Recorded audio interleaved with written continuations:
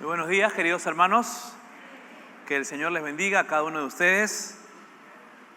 Y también un saludo cordial a todos nuestros hermanos y amigos que nos siguen a través de la internet y de las redes sociales y que nos permite también llegar hasta sus hogares con los mensajes dominicales aquí en esta su casa, la Iglesia Alianza Cristiana y Misionera, que hoy día se viste de gala. No sé si se han dado cuenta que estamos con una nueva faceta, una nueva escenografía. ¿Les gusta?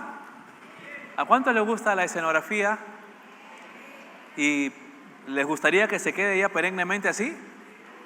Sí, ¿no? Bueno, estamos ya a la puerta de nuestro Congreso de Líderes y entonces estamos revistiéndolo bonito, y también el próximo sábado tenemos nuestro concierto con el equipo de la IBI, ¿no? Y así que va a ser un buen momento también para disfrutarlo. Estamos continuando con esta serie de mensajes del libro de Romanos y estamos semana a semana avanzando en este estudio, el cual nos sirve obviamente de mucha inspiración para poder mejorar en nuestra vida, crecer espiritualmente y seguir poniendo los ojos en Jesucristo. La semana que pasó, ustedes recordarán, solamente como una ayuda a memoria, estuvimos recordando, y nuestro querido pastor Miguel Guimet compartió acerca de las luchas que todo buen cristiano tiene. Y aprendimos que obviamente toda persona cristiana, todo genuino cristiano, necesariamente va a enfrentar luchas espirituales en su vida. Persona que no tenga luchas espirituales, entonces debe de preocuparse, porque es muy probable que de repente no tenga a Jesús en su alma. ¿Por qué? Porque obviamente el cristiano va luchando contra la corriente, el cristiano va buscando la santidad, el cristiano va reconociendo su condición de pecado y va entonces luchando frente a esa realidad. Y eso es lo que escuchábamos en este caso la semana que pasó. No es fácil vivir en santidad. Ni siquiera para el apóstol Pablo le fue sencillo poder vivir en santidad. El capítulo 7, el verso 18, él va a mostrar su experiencia y él va a decir en esta nueva traducción viviente de la siguiente manera: yo sé que en mí, es decir, en mi naturaleza pecaminosa, no existe nada bueno. Quiero hacer lo que es correcto, pero no puedo.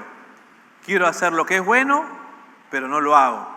No quiero hacer lo que está mal, pero igual lo hago. Ahora, si hago lo que no quiero hacer, realmente no soy yo el que hace lo que está mal, sino el pecado que vive en mí. Interesante controversia, interesante momentos difíciles y complicados que en este caso el apóstol Pablo menciona. Sin embargo, él concluye este segmento mencionando en verso 24, miserable de mí, soy un pobre desgraciado, en otras versiones. ¿Quién me libertará de esta vida dominada por el pecado y de la muerte? Gracias a Dios, la respuesta está en Jesucristo nuestro Señor. Así que, ya ven, en mi mente de verdad quiero obedecer la ley de Dios, pero a causa de mi naturaleza pecaminosa, soy esclavo del pecado. Es así entonces donde el apóstol Pablo en estos dos capítulos, capítulo 7 y capítulo 8, nos habla de dos realidades. Capítulo 7, de las luchas espirituales que todo cristiano posee y tiene. Y el capítulo 8 es interesante porque ya les adelanto y les menciono que nos habla acerca del secreto de la vida cristiana victoriosa. Vale decir que no se queda solamente en el estatus de lucha espiritual, como muchas personas de repente podemos pensar. Sí, pastor, es verdad, la vida cristiana es una constante lucha y muchas veces fracaso en esa lucha. El apóstol Pablo dice un momento, sí, es cierto, hay luchas, pero no solamente tenemos que quedarnos en esas luchas, porque también hay victorias. Y él brinda en el capítulo 8 el secreto de la vida, en este caso cristiana, victoriosa. ¿Quieren saber cuál es el secreto o no? ¿Cuántos quieren saber el secreto de una vida cristiana victoriosa? Correcto. El apóstol Pablo nos los da, nos los brinda. La respuesta obviamente está en el capítulo 8. Y la respuesta es muy sencilla. Está el secreto en una vida en el Espíritu. La vida en el Espíritu es lo que habla en este caso el apóstol Pablo. En resumen, en el capítulo 8. En los primeros 4 versos, por cierto. Ahora, pastor, ¿qué significa la vida en el Espíritu? ¿Qué quiere usted darnos a notar cuando habla acerca de la vida en el Espíritu? Pues la vida en el Espíritu es el dominio del Espíritu Santo en nuestras vidas. En otras palabras, sin el dominio del Espíritu Santo, sin el gobierno del Espíritu Santo en nuestras vidas, no hay vida victoriosa. Usted puede hacer lo que desee, usted puede venir a la iglesia, usted puede tener amigos cristianos, usted puede leer la Biblia, usted puede hacer lo que crea conveniente, congregarse aquí en la iglesia, hacer buenas obras, ser un buen padre, ser una buena madre, ser un buen hijo, ser un buen estudiante. Usted puede esforzarse en lo que crea conveniente. Pero le digo algo, si no vive en el dominio y el gobierno del Espíritu Santo en su vida, jamás va a poder tener una vida victoriosa. De tal manera, queridos hermanos, que es interesante que cuando abrimos el capítulo 8, el verso 1, pues la Biblia nos dice una gran verdad y nos da una declaración de victoria. El apóstol Pablo, después de las luchas espirituales, como que de alguna manera, considero, que al estar luchando tanto contra el pecado, como que comienzan a haber algunos cuestionamientos. Y yo no sé si les ha pasado. A mí me pasó mucho hace algún tiempo atrás. Y me preguntaba si verdaderamente era creyente. Me preguntaba si verdaderamente Dios había perdonado mis pecados. Me preguntaba si de repente, efectivamente, estoy libre de culpa y de toda condenación. ¿Les ha pasado también a ustedes eso? ¿O solamente me pasó a mí nada más? ¿Alguna vez has tenido alguna duda con respecto al tema? Sí. Bueno, a mí me sucedió. Y una de las cosas que ayudó mucho fue justamente lo que el apóstol Pablo en el capítulo 8, el verso 1 va a mencionar. ¿Y qué va a decir? Ahora pues, ninguna condenación hay para los que están ¿en quién? En Cristo Jesús. Así inicia en este caso el verso 1. Como de alguna manera despercudiéndonos a todo cristiano de saber, ok, mira, escúchame, tú estás con luchas espirituales, tú estás con dificultades espirituales, correcto, pero quiero que sepas algo, ninguna condenación hay ahora que estás en Cristo Jesús. Este grito de victoria, querido hermano, esta voz de alegría, esta noticia, obviamente genera confianza, genera gozo y genera gratitud en el corazón. Y miren ustedes que el apóstol Pablo inicia mencionando ahora pues. Es interesante entonces que él escribe en una figura presente, manifestando que hoy todos nosotros debemos entender que estamos libres de toda condenación, libres de toda culpa. Satanás utiliza muchas veces argumentos para poder desprestigiarnos o de alguna manera como una señal y juicio para menoscabar nuestra seguridad de salvación. Y lo que más quiere el enemigo es justamente que nosotros podamos estar totalmente frágiles en cuanto a la seguridad de salvación. Porque cuando tenemos dudas, entonces somos frágiles. Una persona dudosa es una persona que no confía. Una persona que de alguna manera no ha encontrado todavía simiente y fundamento, entonces es una persona que todavía no tiene claro su objetivo y propósito en la vida.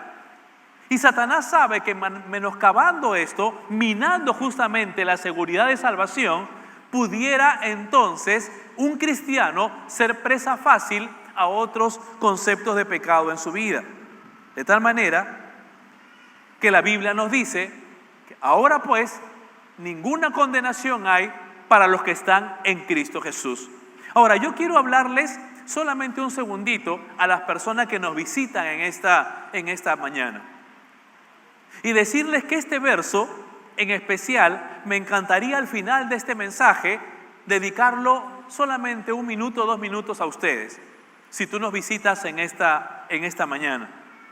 Si vienes por primera vez o de repente has venido como una visita, permíteme luego, al final de este mensaje, tu atención solamente por unos instantes, sobre todo en este texto bíblico.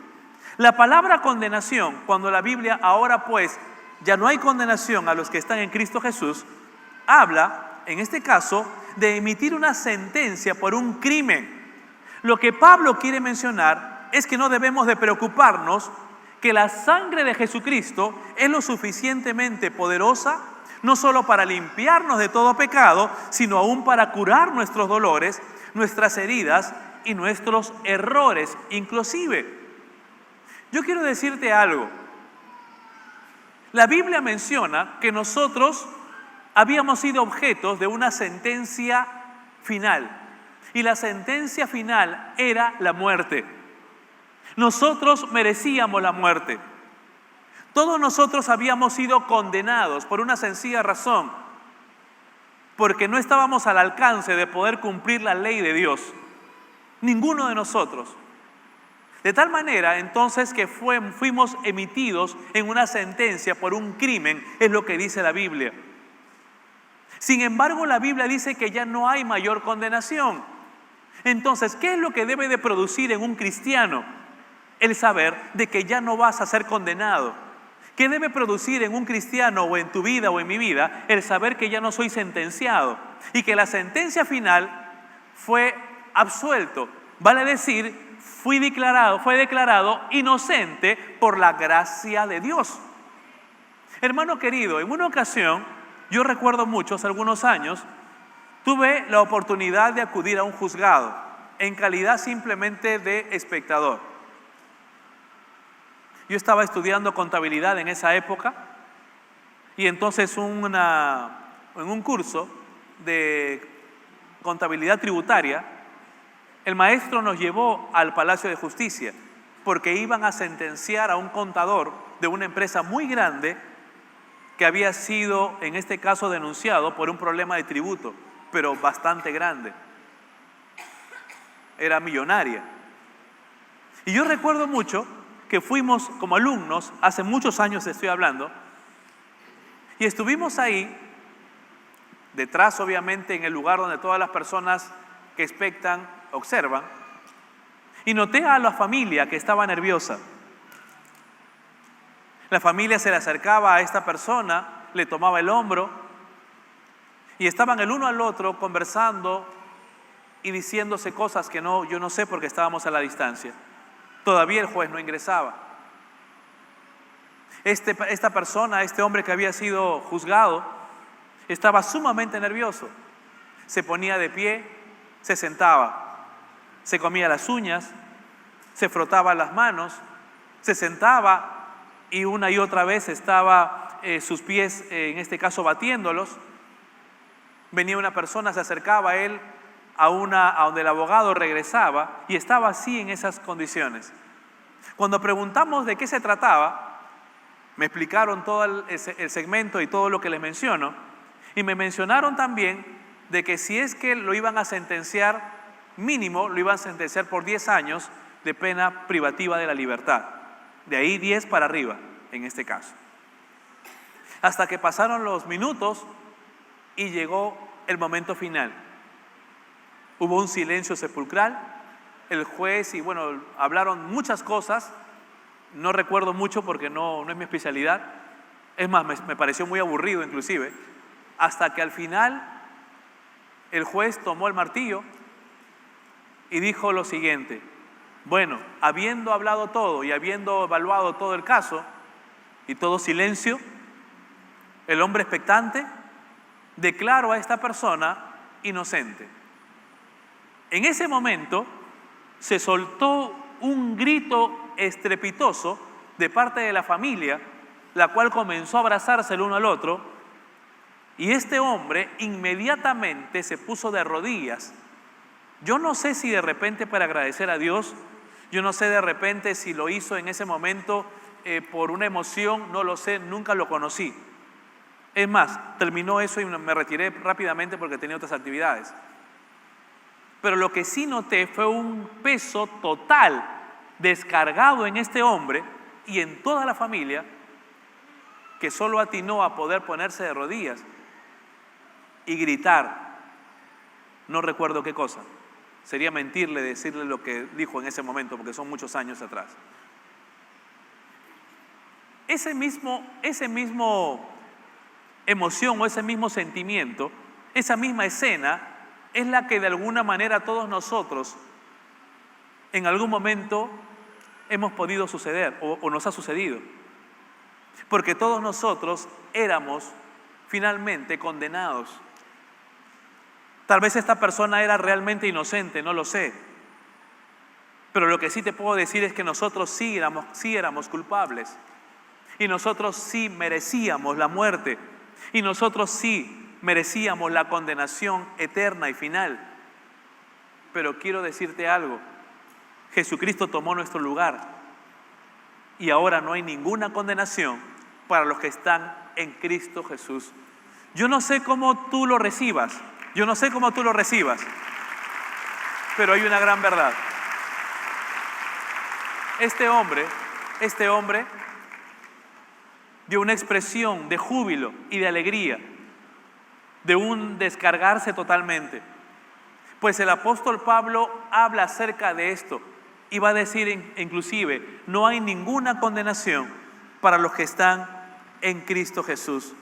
De tal manera que la Biblia dice en Romanos 6:23, la paga del pecado es muerte, es verdad, pero la dádiva, el regalo de Dios es vida eterna en Cristo Jesús, Señor nuestro. Queridos hermanos, bajo este concepto, entonces surge la pregunta, correcto, ahora que soy libre, entonces, ¿cómo debo vivir? Ahora que yo sé, en todo caso, que soy libre por la gracia de Dios, ¿cómo debo de vivir? Ahora que yo sé que la vida en el Espíritu es el secreto para poder tener una vida victoriosa, ¿cuáles serán en forma práctica los elementos para poder vivir como conviene? Yo no me imagino a esta persona sentenciada, no me la imagino saliendo del juzgado e ir nuevamente al trabajo de repente a hacer cosas malas tributariamente hablando. No me lo imagino, aunque los seres humanos muchas veces somos así. Pero lo que de repente una persona liberada, lo que menos quiere es justamente caer nuevamente en condenación, es nuevamente caer en esa circunstancia. Y eso es lo que va a decir el apóstol Pablo. Entonces, si tú has sido liberado, si yo he sido liberado, lo menos que deberíamos hacer es vivir, en este caso, como si nosotros fuéramos esclavos y como si nosotros seguiríamos todavía en la tipificación de condenación. Sería contraproducente para una persona, habiendo sido liberada, nuevamente caer en lo mismo, como muchas personas el día de hoy, que pasan largos años en prisión por una causa que cometieron y luego salen y luego de morigerar su conducta, nuevamente en forma cíclica están cayendo presos. ¿Por qué? Porque lamentablemente no tienen las posibilidades y no tienen los argumentos espirituales para poder hacer un cambio final en su vida. Pablo va a decir algo semejante y va a decir entonces, no es compatible el hecho de que una persona haya sido liberada y que de alguna manera viva nuevamente en esclavitud. Y él va a decir cómo debemos vivir. Pues bien, debemos vivir, número uno, libres del dominio del pecado y libres del dominio de la muerte. Miren ustedes lo que dice el verso 2. Porque la ley del Espíritu de vida en Cristo Jesús, ¿qué cosa ha hecho? ¿Lo puede decir fuerte? Porque la ley del Espíritu de vida en Cristo Jesús te ha librado de la ley del pecado y de la muerte. Entonces, es interesante que la palabra aquí, ley del Espíritu de vida en Cristo, el cual nos libró del dominio del pecado y la muerte, está refiriéndose a ese poder del Espíritu en Cristo que tuvo la facultad de trasladarnos de nuestro reino en el cual vivíamos, de las tinieblas, un reino de pecado, y que ese poder que la Biblia habla, la ley del Espíritu de Cristo, tuvo el poder para trasladarnos a este reino nuevo de la luz y de la gracia de Dios. ¿Por qué? Porque los seres humanos tenemos un problema y queremos solucionar nuestros problemas por nuestras propias fuerzas. Si no, les pregunto a ustedes, ¿cuántos de los presentes a lo largo de su vida quisieron salir de este reino de pecado por sus propias fuerzas? ¿Cuántos de ustedes? A ver, levanten la mano. Son muchas manos, yo soy el primero. Desde muy pequeño mis padres me colocaron en un colegio religioso, Avenida Brasil Cuadra 1, Colegio Salesiano. ¿Cuál era la motivación? ¿Cuál era la intención? La intención entonces era de que yo pueda tener una formación diferente y que también puedan inculcarme el concepto religioso. Yo crecí bajo ese concepto y pensé que la religión me podría ayudar. Por episodios vivía una vida buena, pero luego la ley del pecado en mi corazón me arrastraba nuevamente a esta ley pecaminosa en mi alma. Y entonces iba creciendo y decía, no, la religión está descartada. Luego hubo otro tiempo donde yo dije, yo creo que la solución está en los estudios. Y entonces nos pusimos a estudiar mucho, a pesar de que había tenido una vida académica no tan buena en la escuela. Y nos pusimos a estudiar. Y por momentos, entonces, debido a la educación y al tema académico, entonces yo venía a este reino. Y no tanto reino, sino yo venía en este caso a tener ciertas prácticas correctas. Pero estas prácticas correctas no duraban mucho tiempo y nuevamente me arrastraba a la ley del pecado porque era el reino que me pertenecía.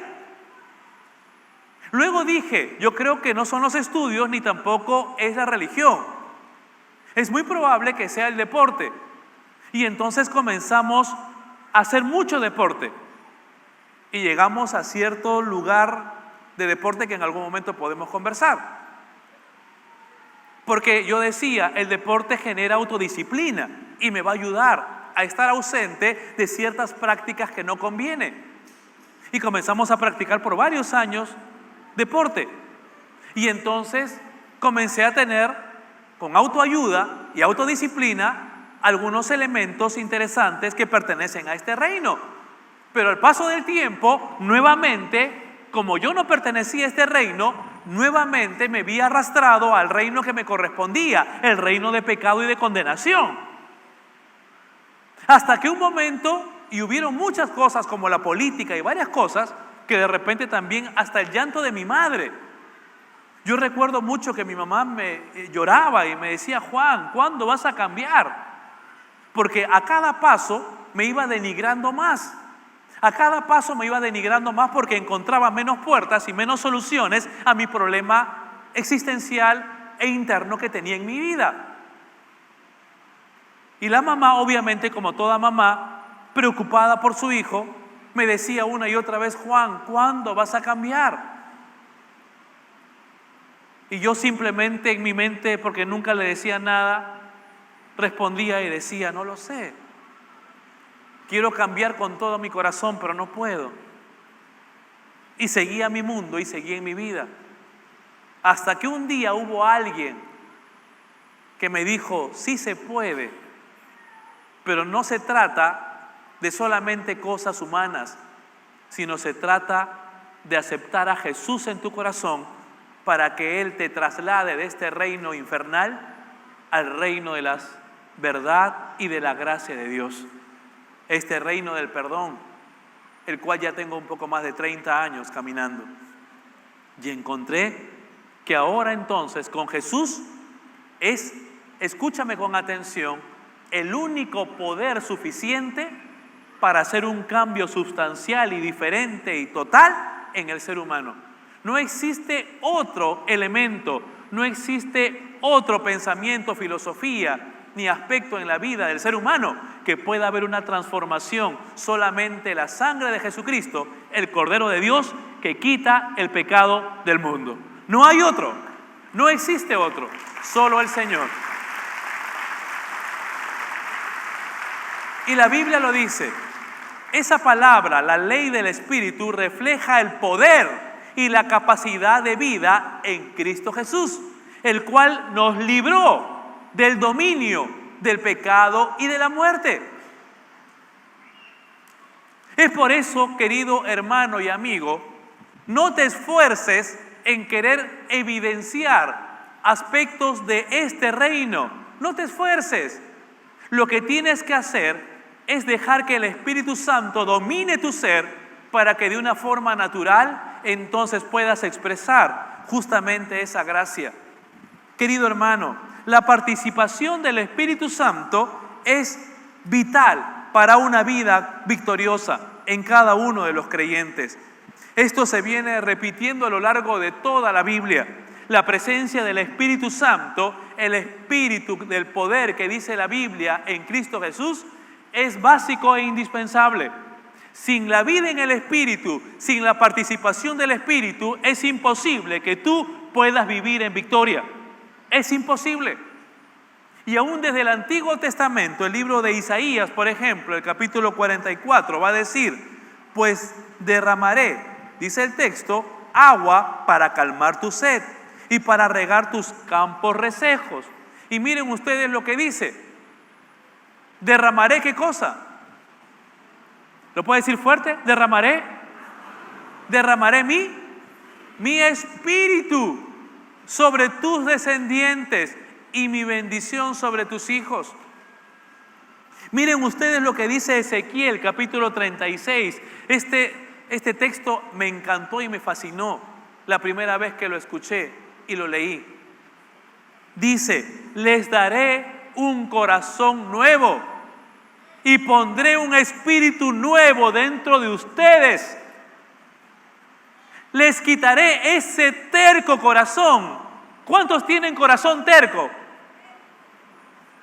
¿Cuántos son tercos? Terca. ¿Cuántos eran tercos antes de conocer a Jesús? ¡Qué tercos! Consejo tras consejo, consejo tras consejo, no escuchas. Yo hago mi voluntad, hago lo que quiero. ¡Qué terco! Miren lo que dice la Biblia. Te voy a quitar ese terco corazón de piedra y te daré un corazón tierno y receptivo. ¿Quién va a hacer eso? ¿Quién lo va a hacer? El Señor. ¿A través de qué? Miren lo que dice la Biblia. Pondré mi espíritu en ustedes para que solamente a través de Él puedas seguir mis decretos y puedas asegurarte de obedecer mis ordenanzas. No hay forma de que tú, querido hermano, puedas seguir la vida cristiana si no tienes el Espíritu Santo en tu vida y si no gobierna el Espíritu en tu corazón. No hay forma. Tienes un corazón terco, deja que el Espíritu Santo invada esa área de tu vida. Tienes un pensamiento terco, déjale al Señor que Él obre y que el Espíritu Santo gobierne y domine esa área de tu vida. ¿Te parece? ¿Quieres un corazón nuevo y un espíritu nuevo dentro de ti? Pues el Señor lo hace. Y es que el Espíritu Santo, dado a todos los que creen la palabra de Cristo, los motiva y los capacita para ser obedientes y vivir una vida consagrada. Escúchame con atención. El Espíritu es el mediador de este gran milagro de gracia. A través de la unión con Cristo recibimos al Espíritu liberador, ese Espíritu que nos emancipa, que de alguna manera nos libra de la ley del pecado, de la ley de la muerte. El Espíritu restaura la ley de Dios una vez más como una ley que es obviamente santa, justa y buena. A través de la unión con Cristo recibimos al Espíritu liberador. Por el don del Espíritu somos emancipados, queridos hermanos. Gracias a la presencia del Espíritu Santo en nuestras vidas, hoy tenemos la capacidad de decirle no al pecado. Ya no hay ninguna condenación para los que estamos en Cristo Jesús. Entonces, ¿qué debemos de hacer? Iníciate, comienza a vivir esa travesía preciosa de vivir libre del dominio del pecado y de la muerte. No dejes que ningún pecado te gobierne. No dejes, querido hermano, que la esclavitud del pecado pueda ser tu baluarte. No, antes bien, permite que el Espíritu Santo invada aún esa área recóndita de tu ser. ¿Lo vas a hacer? ¿Te parece? ¿Cómo debemos vivir entonces? ¿Libres de qué? Del pecado. ¿Y libres de qué? De la muerte. Hay 4 cosas que hemos aprendido hasta aquí. Número 1, que todo buen cristiano tiene luchas espirituales. ¿Es correcto? Es correcto. En segundo lugar, hemos aprendido también que no hay ninguna condenación para los que están ¿en quién? En Cristo Jesús. Asimismo, hemos aprendido que no existe ningún tipo de actividad humana que nos pueda llevar del reino de las tinieblas al reino espiritual del Señor. La única manera es aceptando a Cristo como el Señor y Salvador de nuestras vidas. ¿Es correcto? Y estamos recordando también que debemos entonces vivir a la altura de nuestro llamado, vivir libres del pecado y de aquellas cosas que esclavizan el corazón. En segundo lugar, ¿cómo debemos vivir? Pues caminando en el Espíritu y no conforme a la carne. Miren ustedes lo que dice el verso 4, que no andamos conforme a la carne, sino conforme ¿a quién? Les hago una pregunta. ¿Cuántos tipos de personas hay en ese verso?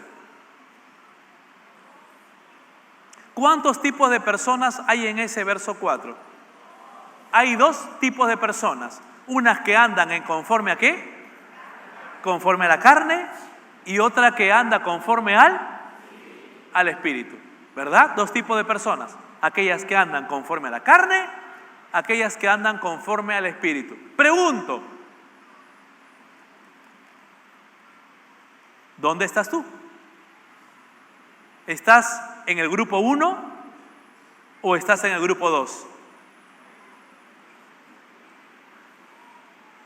¿Te gustan los exámenes?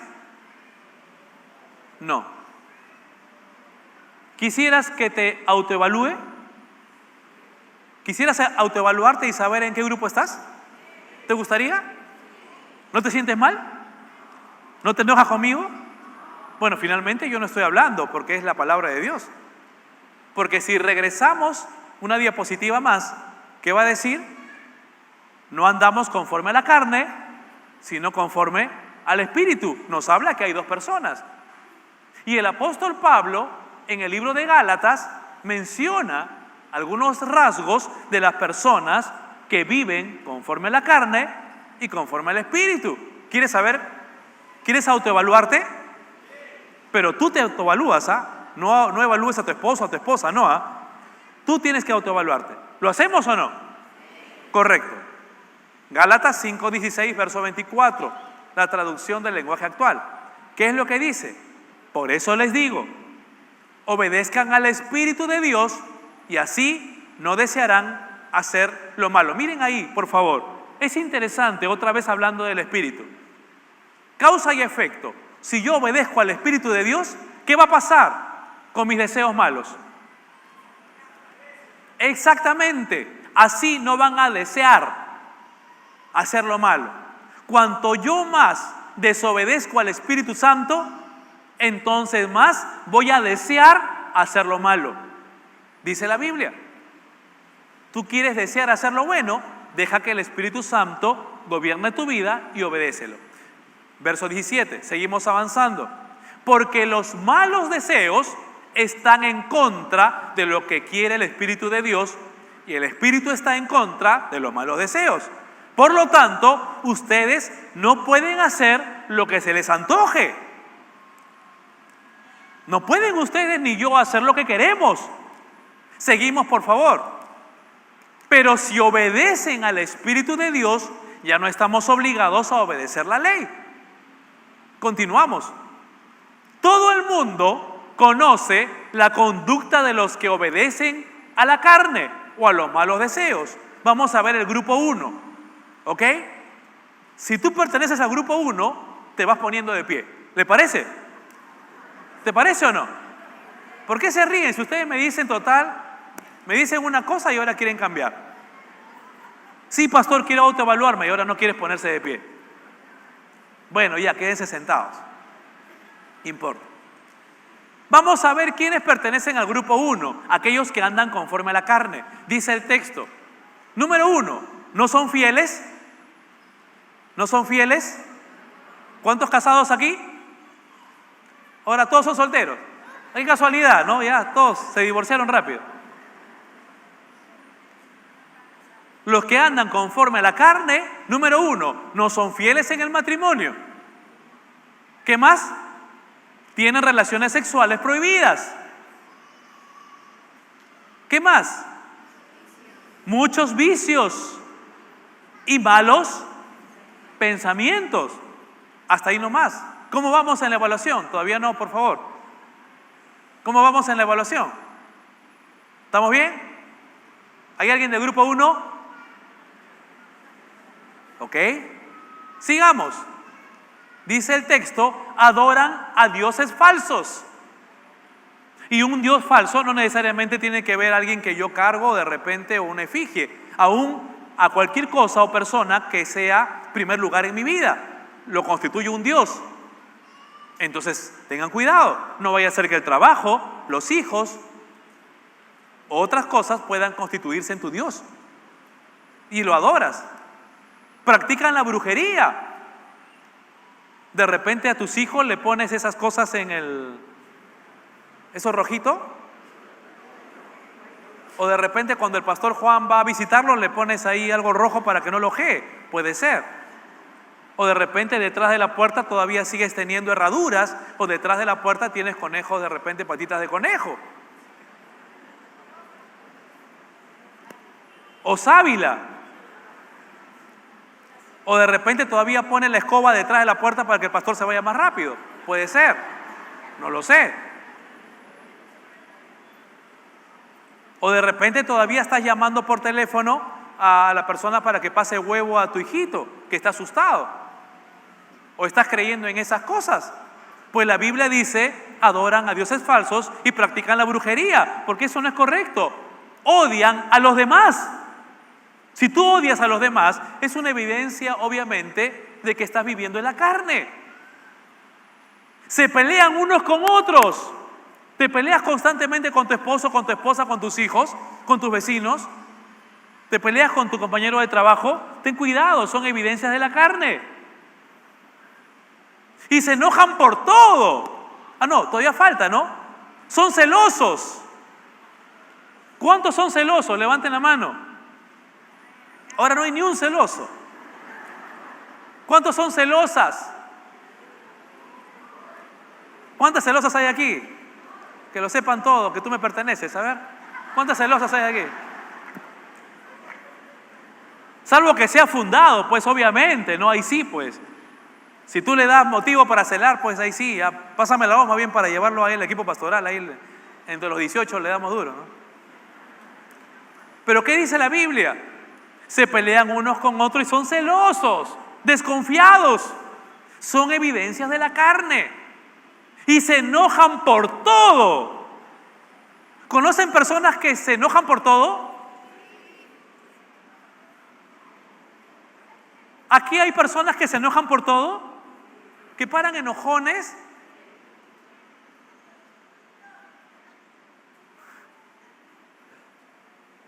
Bueno, son egoístas, discuten y causan divisiones. Estas cosas son evidencias ¿de quién? De una persona que anda conforme ¿a qué? A la carne. ¿Qué más dice el texto? Son envidiosos. Ay, mira cómo tiene su juego de muebles. Yo también quiero uno igualito. Mira a la hermana, mira sus zapatillas. Yo también quiero uno igual. Se emborrachan. ¿Te cuento una historia? ¿Rapidito o no? ¿Te cuento una historia?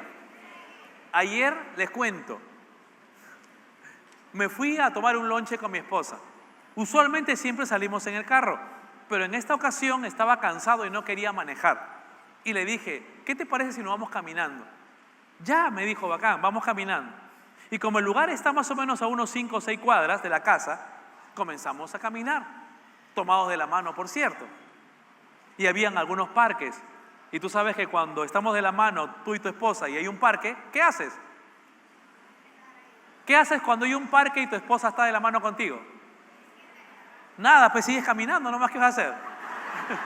Inmediatamente, ¿no? Sigues caminando, pues es como caes al toque, ¿no? Al toque caes, ¿no? Tú dijiste, ya, ahí, no, sigues caminando, pues, ¿no? Y seguí caminando. Y más o menos visualicé al final del parque que había una persona había un carro que un grupo de hombres estaban tomando y estaban haciendo bulla, escándalo. Y entonces estaban tomando y bueno, teníamos que pasar por ahí sí o sí, no había otra opción porque era un lugar muy chiquito donde teníamos que pasar por ahí para llegar a la cafetería que queríamos tomar un café. Y seguíamos caminando y nos íbamos acercando. Y cuando uno se va acercando ya no solamente escuchas la bulla, sino comienzas a escuchar lo que las personas hablan. ¿Y qué es lo que una persona habla cuando está entre varones? ¿Qué es lo que los hombres hablan cuando están tomando y cuando están entre ellos, entre hombres? ¿Qué cosa hablan? ¿Hablan cosas bonitas? ¿Hablan acerca de cómo criar a los hijos? ¿Habla acerca de serle fiel a su esposa? ¿De qué habla? ¿De venir a la iglesia los domingos? ¿De qué hablas? Bueno, hablan de mucha grosería. Y entonces me fui acercando y comencé a escuchar muchas lisuras, groserías. Y entonces, bueno, nosotros no teníamos otra opción, caminamos y seguimos avanzando hasta que llegamos más o menos a 1,5 metros de las personas que teníamos que pasar. Y justamente, pues yo los quedé mirando y había una persona que estaba con la cabeza agachada y con un vaso de licor en las manos. Y entonces, cuando él levanta la mirada, la levanta diciendo una grosería. Exactamente. Y yo lo miro y él me mira. Es como si la grosería me lo hubiese dicho a mí. Y era un hermano que yo conozco. Y que él me conoce. Porque varias veces nos hemos encontrado y me decían, pastor, hola. Nos encontramos en la iglesia, pastor. Chévere. Y justo dijo la grosería, me queda mirando y yo lo quedo mirando. ¿Y qué haces tú cuando te dicen una grosería? Hombre, ¿qué dices tú? ¿Qué haces tú cuando te dicen una grosería? ¿Qué haces? ¿Ah? No haces nada, pues ¿qué vas a hacer? Tienes que seguir caminando nomás. No te vas a detener a estar peleando, ¿no? Y entonces yo lo quedé mirando, él me miró y se avergonzó totalmente. Y cuando yo abro la Biblia y me dice que las evidencias de una persona carnal es justamente que se emborracha y que sus fiestas hacen locuras y muchas cosas malas. Yo espero que este encuentro con no sé si hermano, no lo sé, ojalá que eso lo haga reflexionar y cambie su actitud y que se arrepienta. Y en mi corazón y a mi esposa le dijo, ojalá que este hombre cambie, porque si él no cambia y sigue en su camino, me va a demostrar que esa persona no es cristiana, porque un verdadero cristiano puede caer, no lo juzgo, no lo fiscalizo, cualquiera de nosotros, pero se arrepiente y tiene que volver nuevamente al reino de la luz y de la gracia de Dios. Pero si él persiste en este reino, ¿qué sucede? Es porque nunca conoció a Jesús y nunca tuvo al Señor en su vida. ¿Sabe algo, querido hermano? Les advierto, dice el texto, como ya lo había dicho antes, que los que hacen esto no formarán parte del reino ¿de quién? De Dios. Ahora sí, pónganse de pie todas las de la grupo 1. Ahí nomás, porque si no de repente me quedo con pocos sentados. Sigamos viendo, por favor. En cambio, el grupo 2. ustedes. En cambio, el Espíritu de Dios, ¿qué nos hace? Amar a los demás. ¿Amas a los demás? A ver, mira al hermano que está a tu lado. Ten cuidado que si no es tu esposo o tu esposa, no lo vaya a confundir. Amamos a nuestros hermanos. Estamos siempre alegres. ¿Sí? ¿Estamos siempre alegres? Es una manifestación del Espíritu. ¿Tu esposo para alegre, sí o no? ¿Tu esposa para alegre, sí o no? Cuando tu esposo viene del trabajo, contento, viene silbando y diciendo, mi amor, ven, dame un abrazo, ¿sí o no? Tus hijos paran contentos, ¿sí o no, hermano? Ellos no se amargan. Tus papás nunca se enojan, ¿sí o no? Están siempre alegres y viven en paz con todos. Nos hace ser pacientes y amables y tratar bien a los demás. ¿Y sabes qué? Tener confianza ¿en quién? En Dios. ¿Continuamos? Son humildes y saben controlar sus malos deseos. No hay ley que esté en contra de todo esto. Hermanos queridos, caminar en el Espíritu es dejar que su Espíritu Santo tome posesión de nuestra vida. Y si nosotros tenemos que resumirlo, podemos decir de la siguiente manera: permitamos que el Espíritu Santo tome posesión y controle tu sexualidad, que controle tus pensamientos, que controle tu vida espiritual, que controle tu vida intrapersonal contigo mismo, en tu mundo interior, cuando cierras la puerta y crees que nadie te ve. Que Dios controle tu vida interpersonal, no solamente en vivo, sino también en las redes sociales, cuando te contactas con personas y puedas ser uno solo y santo, aun cuando estás en el Facebook, aun cuando estás en el Twitter, aun cuando estás en el WhatsApp, o cuando estás en el Messenger, o en el Snapchat, o lo que ustedes puedan tener.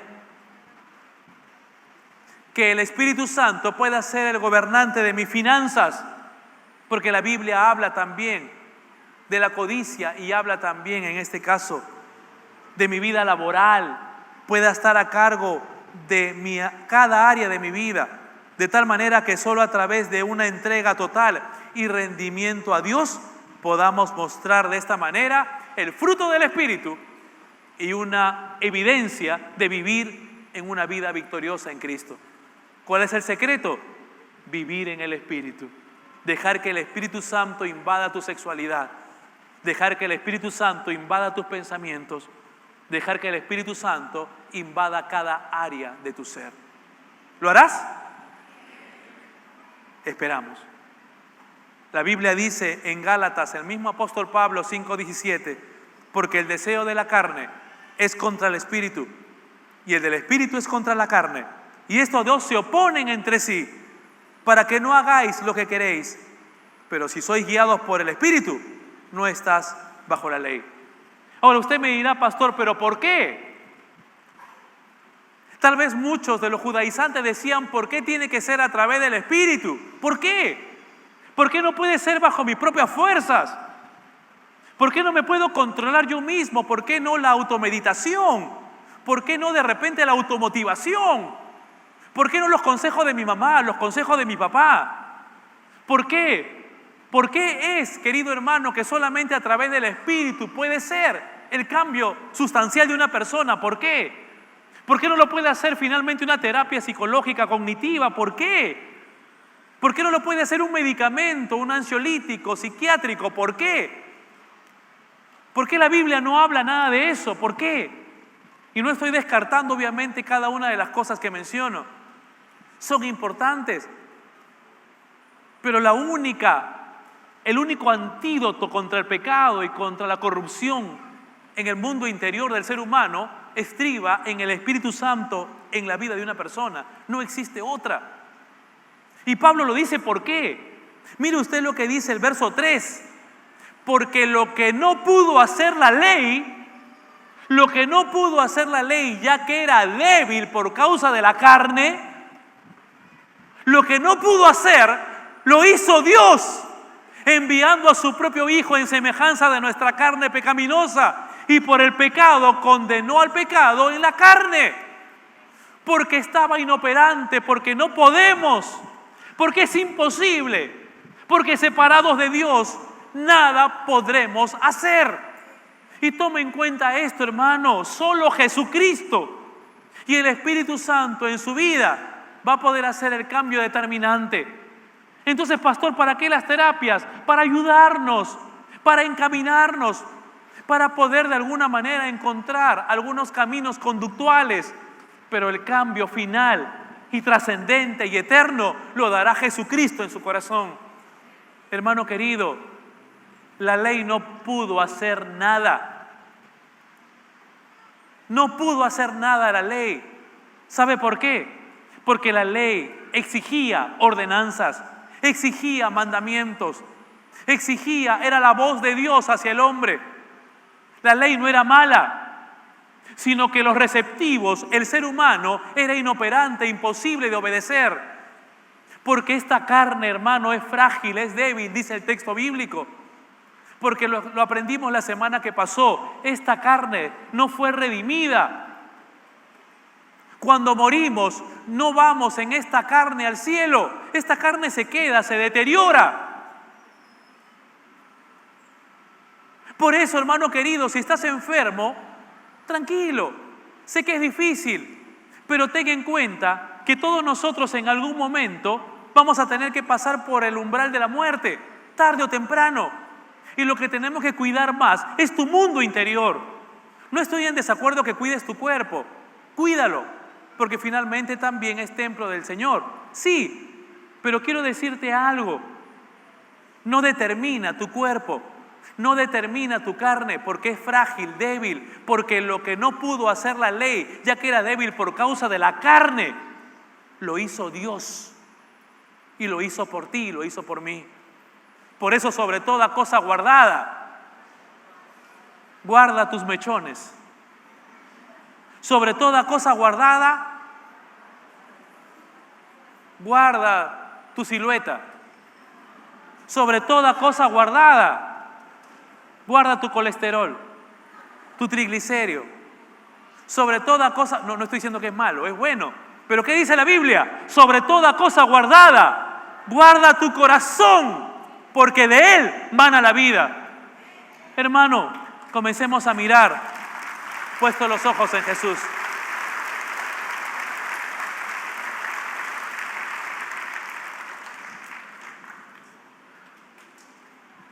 Nuestras obras nunca van a producir santidad. La ley no podía santificar, solo nos mostraba qué tan pecadores somos. La naturaleza carnal que tenemos es el gran obstáculo para que nosotros hagamos la voluntad de Dios. Por ello es que Pablo nos recuerda que el secreto de una vida exitosa, espiritualmente hablando, es dejarse dominar y controlar por el Espíritu Santo.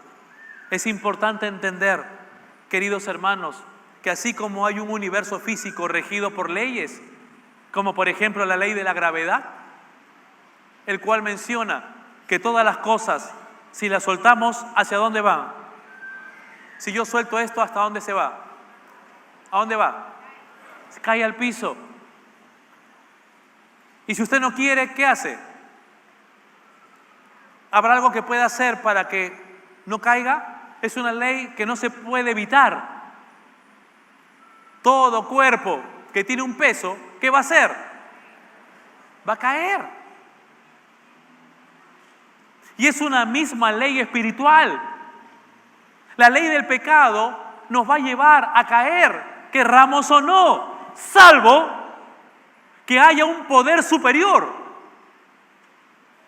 que cuando está cayendo lo detenga y lo sostenga. En este caso, ¿quién es? Es mi mano, que hace de alguna manera que cuando va cayendo se detenga. ¿Quién es esa fuerza superior que hace que nuestras vidas no caigan y nos detiene en el desenfreno del pecado? El Espíritu Santo en tu corazón te frena y te dice: no, Juancito, no. No lo hagas. No lo hagas. Ganas tienes, pero no lo hagas. No, no lo hagas. Y te sostiene. Y te sientes confiado. Porque en sus manos estamos seguros. Pero cuando nosotros nos alejamos de Dios, ¿qué va a pasar con nuestra vida? ¿Qué va a pasar? Va a caer y va a colapsar. ¿Y qué pasa si caemos? ¿El Señor nos deja ahí juzgándonos y señalándonos? Si alguno hubiere pecado, ¿qué dice el Señor? Abogado tenemos para poder restaurarnos. Y nuevamente nos levanta y nos dice, quiero decirte algo, no te apartes de mí. Porque el día que tú te apartes otra vez vas a caer. Y muchos de nosotros hemos caído y nos hemos levantado y hemos aprendido a vivir en la mano de Dios. Y la única manera de vivir en la mano de Dios para no caer es dejar que el Espíritu Santo controle tu corazón. Pocas veces lo hacemos, pero ¿por qué no le damos la gloria a Dios, al Espíritu Santo de Dios en nuestra vida? Muchas veces le damos un fuerte aplauso al Señor. ¿Qué es Dios? Le damos un fuerte aplauso a Cristo, pero esta vez un fuerte aplauso al Espíritu Santo que está en nuestros corazones y habita en nosotros. Solo a través del Espíritu de Dios en nuestras vidas, un poder mayor nos detiene y no permite que esa ley del pecado finalmente concluya, continúe su curso y pueda influenciar en nuestra vida, de tal manera que nos detenga y nos eleve a las alturas. Querido hermano, el apóstol Pablo termina, y con esto termino, no solamente con decirnos que la vida en el Espíritu es importante, sino que también en este caso nos dijo por qué. Porque obviamente somos frágiles. ¿Y sabe cómo concluye? Concluye en el verso 4 cuando va a decir cuál es el propósito final entonces. ¿Cuál es el propósito final de todo esto? ¿Qué es lo que quiere el Espíritu Santo con nosotros? ¿Qué es lo que quiere Dios en tu vida? Si te preguntasen, ¿para qué eres cristiano? ¿Cuál es el motivo final? ¿El motivo final será venir a las iglesias cada domingo? ¿El motivo final será para que tú prediques la palabra de Dios? ¿El motivo final será para que tú sirvas del Señor? Hermano, quiero decirte algo. Mire lo que dice el verso 4. Para que la exigencia de la ley fuera cumplida en nosotros, que no andamos conforme a la carne, sino conforme ¿a quién? Al Espíritu. Para que la exigencia de la ley fuera cumplida, y al ser cumplida podamos vivir conforme al Espíritu. El propósito final, hermanos, es de que nosotros podamos andar conforme al Espíritu. Una vez un hermano me dijo, pastor, yo quiero decirte algo, soy cristiano, he recibido al Señor Jesús, pero quiero decirte algo, no soy feliz. Mi vida está llena de mucha tragedia. Soy cristiano, amo al Señor, pero no soy feliz. Tengo muchos problemas, muchas dificultades. Y recuerdo que en ese momento le mencioné, le dije, hermano, quiero decirte que estás equivocado porque el Señor nunca te creó para que tú seas feliz, sino Dios te creó, y escúchame con atención, para que tú seas santo y para que a través de esa santidad vivas en santidad y puedas tener el gozo de Dios. Dios no te promete felicidad, hermano, amigo que nos visitas. Dios no te promete alegría ni solución a tus problemas. No.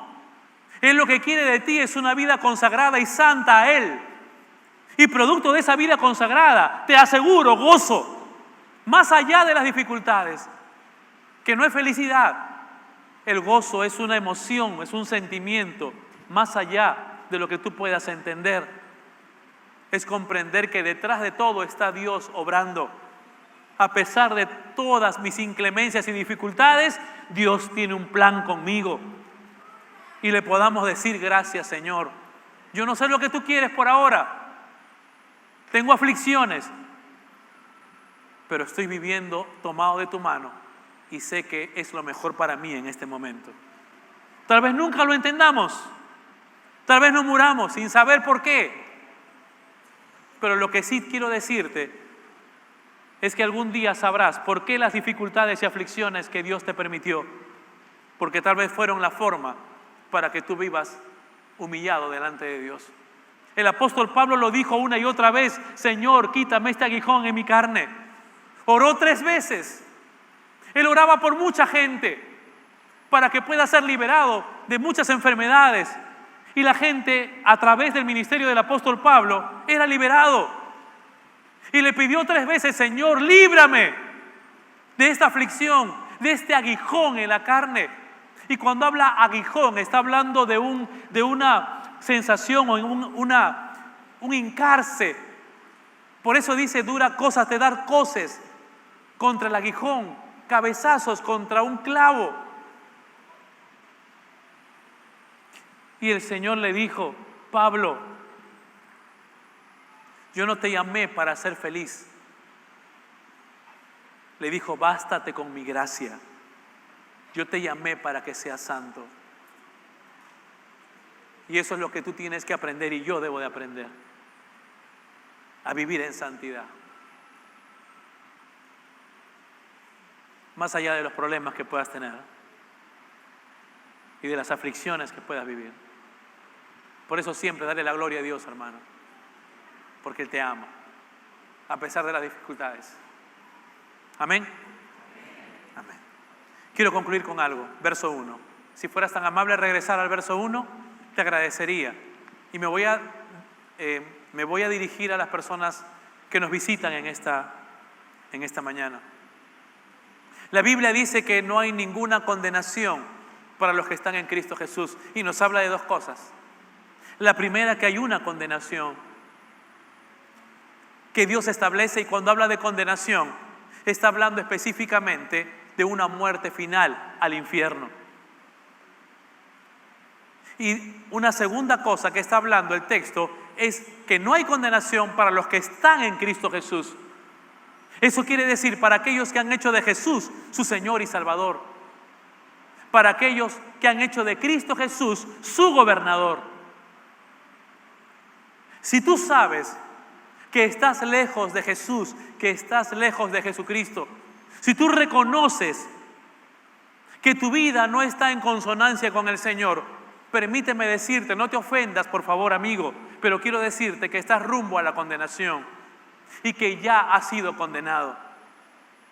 La única manera de que tú te libres de la condenación del infierno y de la condenación final es que tú puedas recibir a Jesús como el Señor y Salvador de tu vida. No hay otra forma.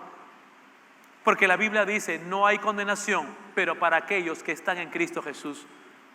Si tú no lo estás, hoy es el momento apropiado. No quiero irme sin antes decírtelo. Sería imprudente de mi parte irme sin decirte esta verdad. Ahora tú la conoces y la decisión es tuya. O te acercas a Jesús y buscas la salvación de tu alma, o te alejas de Jesucristo y finalmente obtendrás la condenación de tu alma. Y recordarás que un día hubo un pastor que te lo dijo. Yo solamente te digo algo: si tú quisieras recibir a Jesús como el Señor y Salvador de tu vida, si tú quisieras decirle: Señor, líbrame de esa condenación y me arrepiento de mis pecados, tal cual como esa vida que estuvo en el piso y que luego fue levantada por el Señor, pues entonces dile ahora en una oración: Señor, yo te pido perdón y te ruego que me ayudes y que me tomes en tu mano. Si tú quisieras recibir a Jesús como el Señor y Salvador de tu vida en esta mañana, yo te invito a que inclines tu rostro y que tengamos una palabra final de oración. Si fueras tan amable, repite conmigo por favor esta oración. Permíteme guiarte en ello, en esta ocasión. Dile así al Señor: Bendito Padre Celestial, repite conmigo si fueras tan amable, si tú deseas recibir a Jesucristo como el Señor y Salvador de tu corazón y de tu alma. Bendito Padre Celestial, tú conoces mi vida, mis pensamientos y mi alma mejor que nadie. Tú sabes de mí, Señor, y conoces mis frustraciones, mis pecados, mis vicios y aquellas cosas, Señor, que han ido en mi alma. Yo no puedo engañarte a ti. Tengo un corazón demasiado terco y demasiado duro, Señor. Quiero confesarte, Señor, que cada día estoy ofendiendo a más personas y que producto de todo esto, Señor, mi alma se está insensibilizando cada día más y más. Yo te ruego, Señor, que me perdones y te suplico que la sangre de Jesucristo limpie mi alma en esta mañana. Me entrego a ti, Señor, de todo mi corazón y te suplico que ahora tu Espíritu Santo domine mi ser, mis pensamientos, mi sexualidad, mi alma y todo mi ser, Señor. Ayúdame y sosténme en tu mano, porque realmente te necesito, Señor. Si tú oraste conmigo y has repetido estas palabras, yo quería pedirte un favor antes de retirarme. Si oraste conmigo, si fueras tan amable, levanta tu mano en señal que efectivamente lo hiciste. Si oraste conmigo, por favor, levanta tu mano bien alto, permíteme visualizarte desde aquí. Yo quiero pedirles un favor, pónganse de pie, ustedes que están puestos de pie. Por favor, pónganse de pie, no va a pasar nada extraño, no se preocupe. Muchas gracias. Permanezcan en pie. Si tú oraste conmigo, ponte de pie. Fueras tan amable, en el nombre de Jesús. Si tú oraste conmigo y si tú le dijiste, Señor, perdóname, yo te necesito. Señor, me arrepiento de mis pecados y quiero volver a ti. Ponte de pie. Ahí arriba también, si fueras tan amable. Dios te bendiga. Dios le bendiga. Dios le bendiga, amigo, también. Dios te bendiga a ustedes dos. Dios le bendiga a todos ustedes. Fueran tan amables, pónganse de pie. Y no es para mí, es para el Señor. Porque es una evidencia de lo que tú quieres hacer en esta mañana a favor de tu vida y diciéndole al Señor, yo te necesito, Padre. Si tú oraste conmigo, ponte de pie en el nombre de Jesús. No te preocupes que no va a pasar nada extraño, solo queremos pedirle a Dios por tu vida y orar por tu vida. Solo eso, no te preocupes que no va a pasar nada que te va a incomodar. Oraste conmigo, ponte de pie, Dios te bendiga también a ti, hija. ¿Alguien más oró conmigo? Póngase de pie y concédame tener una palabra final de oración a favor de usted. Por última vez, última invitación, oraste conmigo, ponte de pie en el nombre de Jesús. Dios te bendiga también.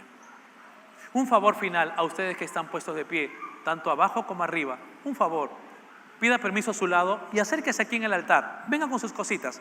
Solamente un momentito para orar desde aquí. Acérquense aquí en el altar. Si están arriba, bajen, vamos a esperarles. Y tendremos un tiempo final de oración para darle las gracias al Señor, por cierto.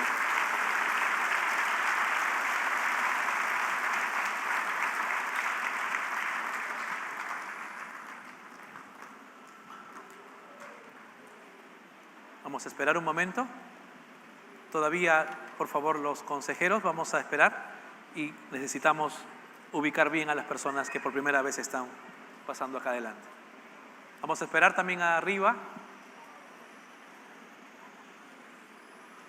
Con paciencia que baje. Hacemos una sola fila, por favor. Una sola fila. Una sola fila hacemos, si fuera tan amable. Ahí está, correcto. Vamos a esperar todavía un momento que están bajando. Vamos a esperar un momentito para orar. Hay que esperar. Ok, muy bien. Vamos a orar. Mientras oramos, por favor, los consejeros se pueden ir acercando. Vamos a orar. Señor, te damos las gracias por estas personas aquí adelante. Señor, esta necesidad que ellos están mostrando de ti, amado Dios. Señor, escucha su clamor, su deseo, Señor, de conocerte. Bendito Dios, confirma ese llamado, Señor, que has hecho antes de la fundación del mundo en sus vidas. Confírmalo, Señor, en ellos a través del tiempo. Bendito Dios, gracias por su vida.